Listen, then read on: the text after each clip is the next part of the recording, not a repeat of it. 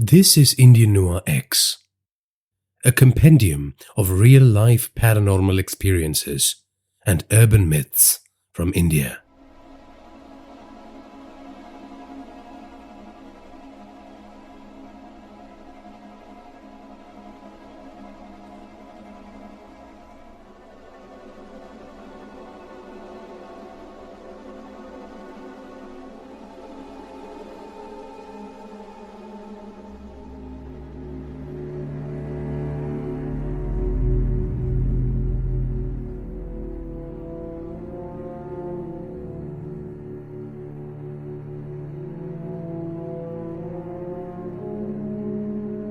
Dear Indian Noir, I haven't spoken about this incident for years now, for fear of being ridiculed again. But I think it's time. I've been trying to forget what I saw in my city years ago. I was getting so close to burying the memory in the deepest recesses of my mind when the recent virus outbreak took me back to those horrible days. In 1994, an outbreak of plague killed thousands in northwest and central India. Journalists filed reports of the devastating effect of the epidemic initially, and when things were brought under control, they spoke of the resilience of our people and the bravery of our doctors. What they did not report was how some people did not recover fully from whatever afflicted them. How they changed and disappeared into the sewer tunnels in the city. They did not have the plague. It was something else.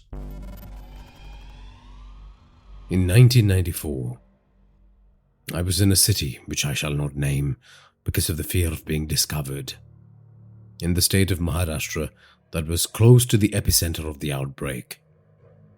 I tried to escape along with my family, but we were promptly stopped at the train station.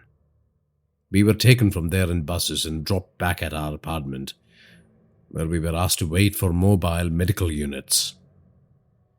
The doctors came after a few days and gave us antibiotics in case we were infected. We were quarantined in our apartment blocks like the residents of Wuhan now. Bored, restless, and haunted by the images of disease and death flashed on our TV sets, everyone was on the edge. I felt like there was a rubber band inside me that was being constantly stretched, and it was going to snap at any time. One summer night, I couldn't sleep, and I wandered onto our balcony. I heard strange groaning sounds emerge from the woods behind our building. It was a large plot of land, overgrown with plants and trees which couldn't be sold because in one corner of the accursed land was a large pipe that ferried sewage. There were also large grills located on both sides of the pipe, which offered views of the ancient sewage tunnel network underneath the city. I looked over the railing, peered into the darkness to find human shapes scratching. No, clawing at their skin and chittering. I got the shock of my life. My immediate reaction was, this was a wild animal. But when I gathered the last ounces of my courage and looked closely, oh man, I wasn't mistaken. They resembled humans, but their mannerisms were animalistic. I fled the balcony in fear. I didn't mention this incident to anyone, but then a few days later, I heard my father and some of the neighbors talk about unusual incidents around the city. Things not reported by the press. News that was being actively suppressed by the government. My cousin told me that one person in their colony changed into something beastly and ran into the night. A man said secretively. What do you mean, something? My father asked him skeptically. Oh, like the shapeshifters in Dadi's stories, the man responded to my father. My father raised an eyebrow. He didn't believe in this nonsense. The other man continued, "It's not happening to everyone. Some people don't have the plague. They have something else. Viral. Something ancient." My father waved a hand at the incredulous stories this man was spouting and walked away. I wondered if there was truth in what the man was saying. At night, painful animalistic cries rang out through the city, followed by the sound of police sirens. It seemed like there was a hunt going on. Lies. The air was full of lies. And I was having nightmares about what I saw that night on the balcony, and the tales people were telling about shapeshifters. My sleeping hours were filled with snarls and grunts of beasts.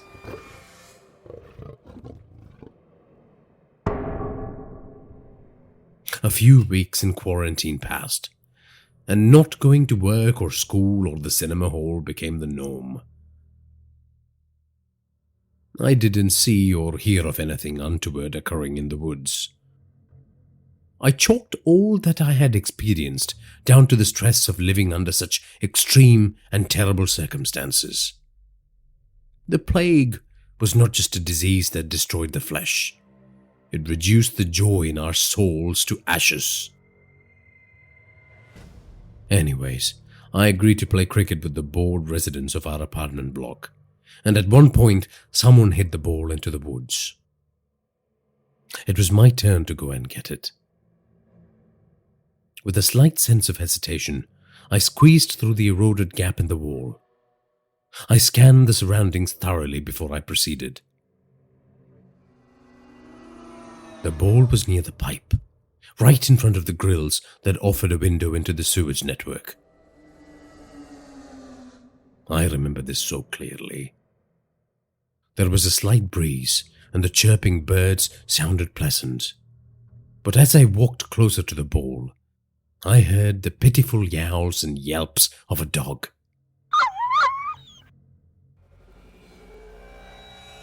Sounds of butchery streamed out through the gaps in the grill. I prowled closer to the pipe. Sounds of heavy breathing. Snarls that signaled a struggle for the spoils. Spoils of what? I wondered what was being ripped apart down there. Surely these sounds were from the throats of hungry pets left to fend off for themselves. I summoned all the courage in my heart and peered in through the gaps in the grill. They first appeared as shadows huddled together, and once my eyes adjusted to the darkness, I could make out the human figures. Well, human in some aspects, horrendous animals in others. There were 4 of them. Matted fur grew in clumps on their skin. Their dirty yellow teeth dripped grey viscous fluids. Rheumy bloodshot eyes were looking upon the shredded body of a Labrador.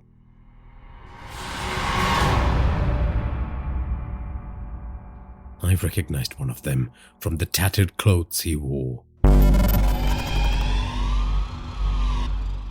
Shubhanshu, our security guard who we thought had fled to his village when the disease gripped the populace. There was no mistaking his identity. The uniform, the locket featuring Shiva's Trishul hanging on his chest.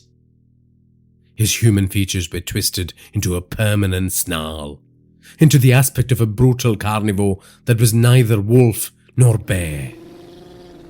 The thing that was Shubhanshu bent down and dug into the entrails of the dead dog like the others. An involuntary scream escaped my mouth, and suddenly the 4 mutants snapped in attention and looked in my direction. I will never forget the hungry gaze they cast on me. I ran out of the compound to the concerned arms of my team members. It took me 20 minutes to calm down and explain what I saw to them. A group of them, armed with bats, went back to verify my story. But they found nothing. No shapeshifters. No dead bodies.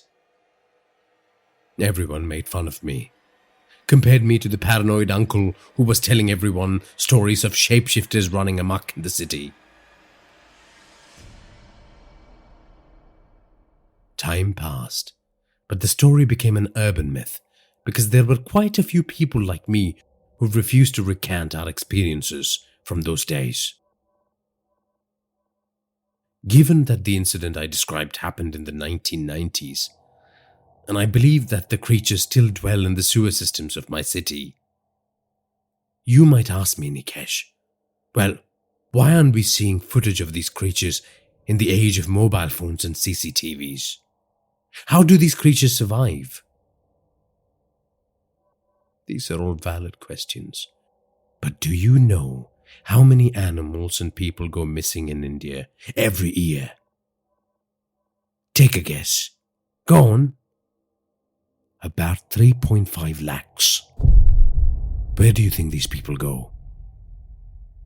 There are networks of arcane tunnels built by our forefathers running right underneath the feet of your listeners, Nikesh. Under your feet. You and your listeners might laugh at me, but I dare you to spend some time close to an open sewer grill or a large rainwater outlet pipe. I dare you. You will hear them. Of this, I am certain. They have crafted a kingdom for themselves underneath our feet. They thrive in the moldy, rotten darkness below the earth.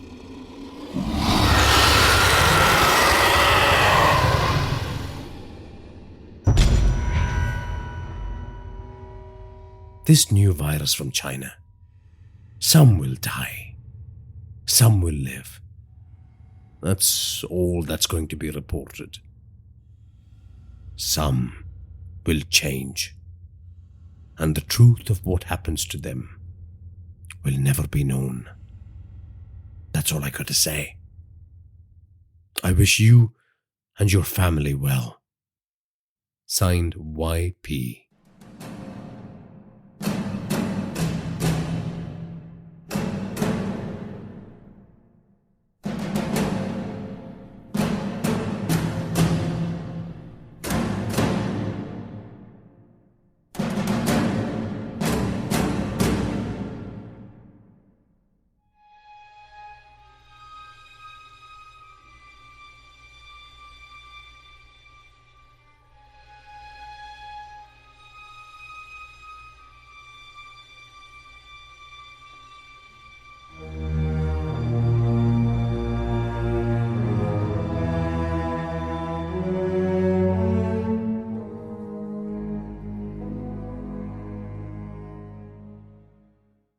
Worried about keeping up with your fave friends all summer? Or posting every perfectly pink sunset you see? Don't sweat the Connect. You can have it made in the shade with 4 lines of unlimited data for $100 a month. Scroll the staycation pics, find your new go-to takeout spot, or catch some rays on video chat. Whatever you and the crew are into, all the data makes it all that much better. Smile. You're on Cricket. Cricket Core acquired on 4 lines. Data speed limited to 3 megabits per second. Cricket may slow data speeds when the network is busy. Additional fees, usage, and restrictions apply.